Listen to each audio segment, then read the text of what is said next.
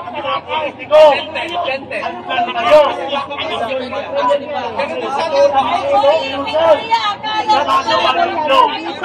Magkakaroon na kami. Puta namin kayo, mga puta nila! Ba't si Rimulyan ang bukotan ng ulo? O baka ang tingin na sa inyo, nagsusunod sa imigrasyon, Bukotan ng ulo. naglaban na din. Thanks, Ryan. Habang ang mga nandito ay may tiwala pa sa pulisan, may tiwala pa sa kasundaluhan. Huwag ninyong biguin ang tiwala ng taong bayan. Boss, Loyalty check namin to sa inyo, sir.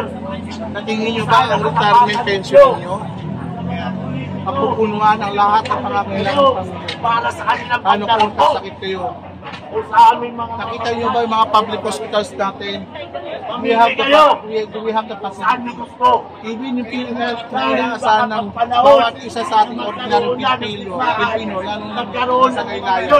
Isipin nyo, wala na umaasa sa Dahil PhilHealth wala na because kayong mamamayan na ninanakawan nila. makikita Alam sila niyo, pagkaglo. alam niyo, alam ko that you are all well. Kung inuwes ng staff ko para sa lintay Boss, wag ho kayong matakot na ba rin ang uniform niyo para sa kapakanan ng mga anak niyo. Kasi mas maganda na nakikita nyo na kaya nyo makipagkikitigan sa mga anak nyo na may dangal kayo. May mga dangal kayo, kayang humarap sa mga mata sa mata sa mga anak ninyo na lang. Isipin nyo, sa mga anak nyo na lang. Mata sa mata, kayong titigan. Trabaho nyo yan. Ito, challenge ko sa inyo, sa bawat isa sa inyo, bossing. Ha? Sa bawat isa sa inyo, titigan nyo ang mga anak ninyo, mata sa mata. Pagulin nyo sa mga anak ninyo. Tama ba ang ginagawa ko? At lahat ay mga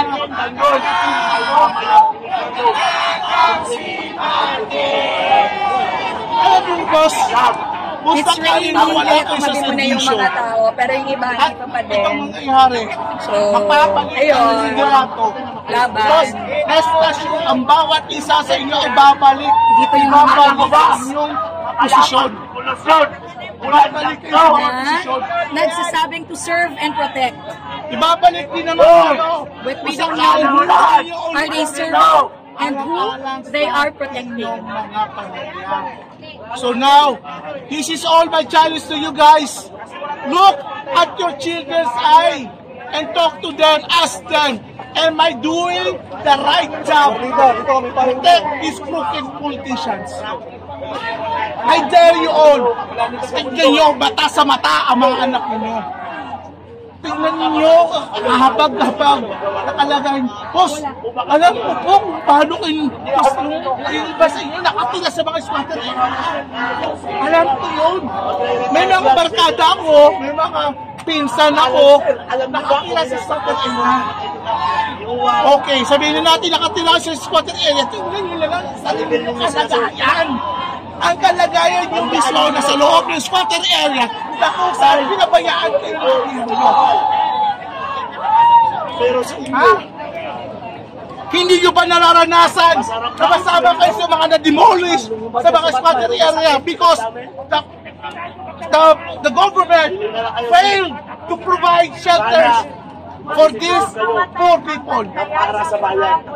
Or Dahil panahon, how much more yung government also failed to provide decent livelihood. Hindi lang, hindi natin.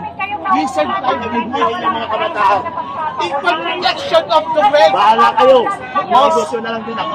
Boss, At least, magkagawa kami. Ginawa namin ang lahat ng matal ang mga anak ninyo. para sa Sige nyo sa mata ang Ayun na ang tumugon. You are doing the right job. Ayun siya ako. Asa They are doing the right job.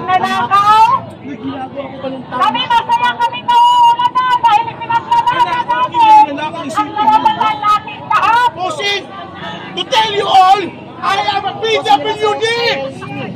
Half of my visions is already blind. Kaliwa na ba't akong bulag na? May putang ina na dito ako. Sa harapan din dito ako. Hinaharap ko kayo. Para sabihin sa inyo, kaya ko, ginagawa ko ito para sa anak ko. PWD ako. I'm half blind. That's not the fact. And if you don't want to believe me, I have with me my PWD card. Tangina, Bossing, ma-realize mo naman sana ang importance ng ginagawa namin dito. Mata sa mata, tignan nyo ng anak ninyo. I dare you all. Ay, makakos nito. Unahin ka ng bahay ko sa kasinsin na na. Akala ka ito ang isdasan. Kasi isdasan ang nasa ginagawa. Dispersal to, bossing.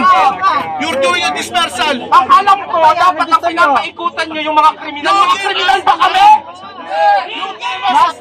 Kami ba ang lumalabag sa batas? Ano to, dispersal? Bakit kami ang pinapaikutan nyo at kami ang pinapaalis nyo? Dapat ang pinapaalis yung mga magnanakaw, di ba? Gusto nyo ba magaling? Gusto nyo ba kaming mga Pilipino na kaya maging Pilipino ang natakot sa inyo?